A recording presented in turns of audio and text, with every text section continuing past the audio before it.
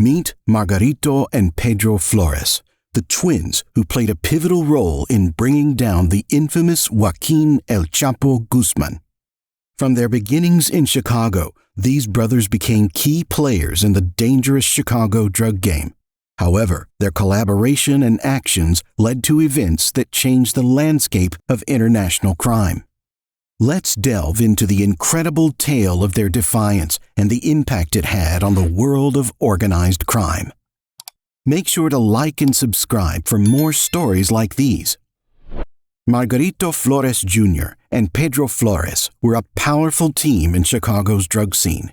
They were big players, moving huge amounts of cocaine, around 60 tons or more, into the country. They funneled over $1.8 billion back to the Sinaloa Cartel in Mexico, earning them a high place in El Chapo's network.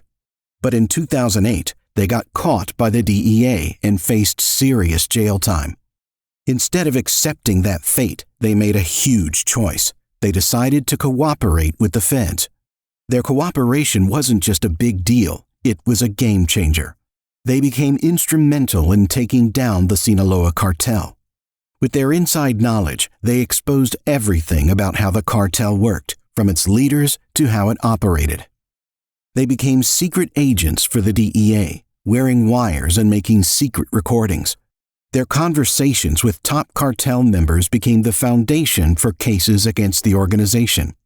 Even El Chapo, the top guy in the cartel, got caught in the trap they helped set.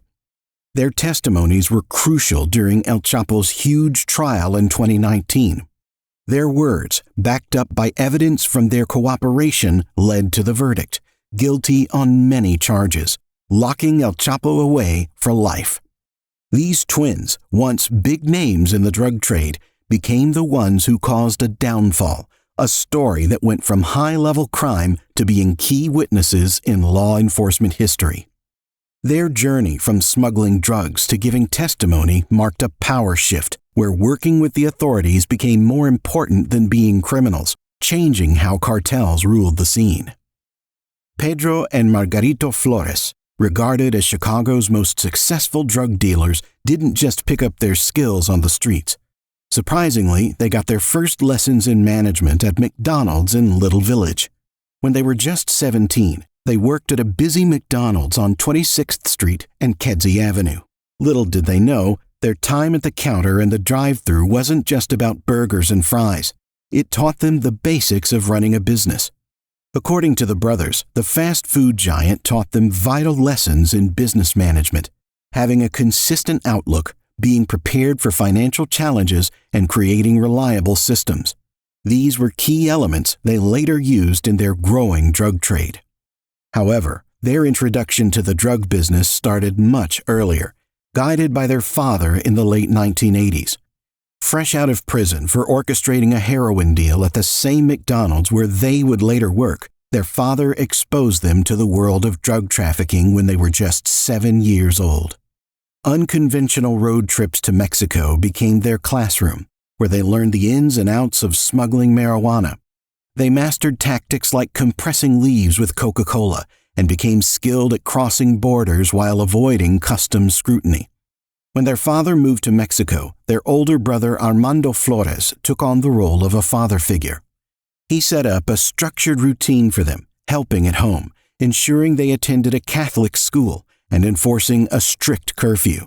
However, when Armando encountered legal troubles and was incarcerated in 1998, the twins found themselves navigating the drug trade on their own. Their first major drug deal went down close to their familiar McDonald's spot at 26th and Kedzie. At just 17, they were raking in huge profits from selling cocaine, amassing a whopping $1 million. To sustain this success, they aimed to create a flawless system, something they compared to the precision of McDonald's. Looking back on their time at the fast food chain, Pedro Flores highlighted how McDonald's focus on consistency impacted them.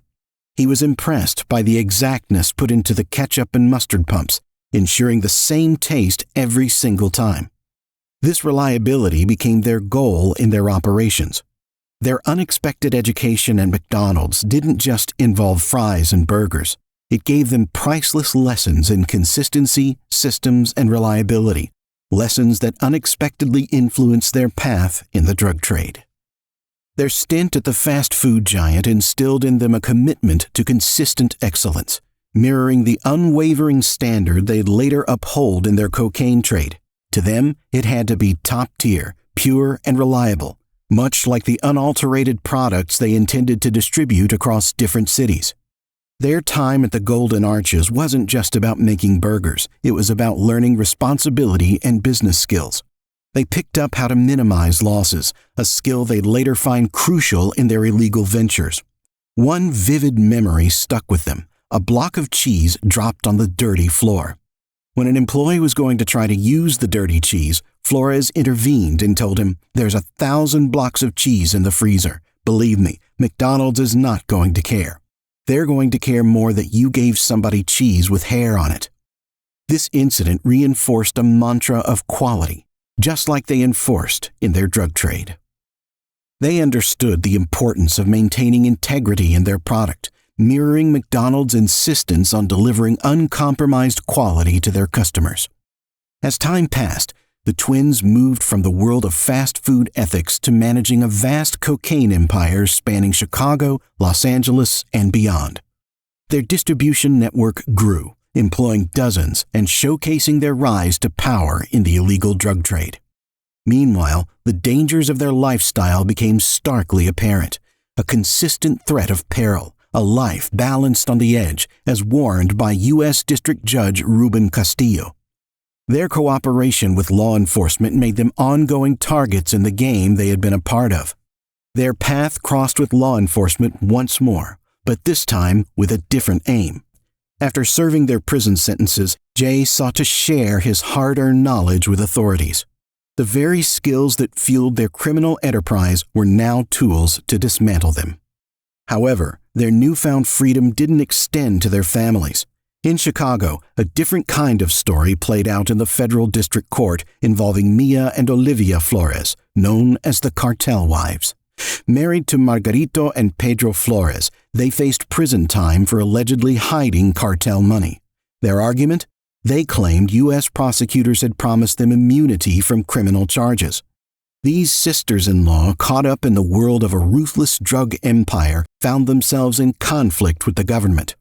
While their husbands cooperated as informants, the Flores twins' spouses didn't receive the same immunity, despite their claims. They received sentencing for their involvement in criminal activities spanning a decade, according to government allegations. In a tragic turn, Margarito and Pedro Flores' father met a grim end, ignoring warnings as he returned to Mexico.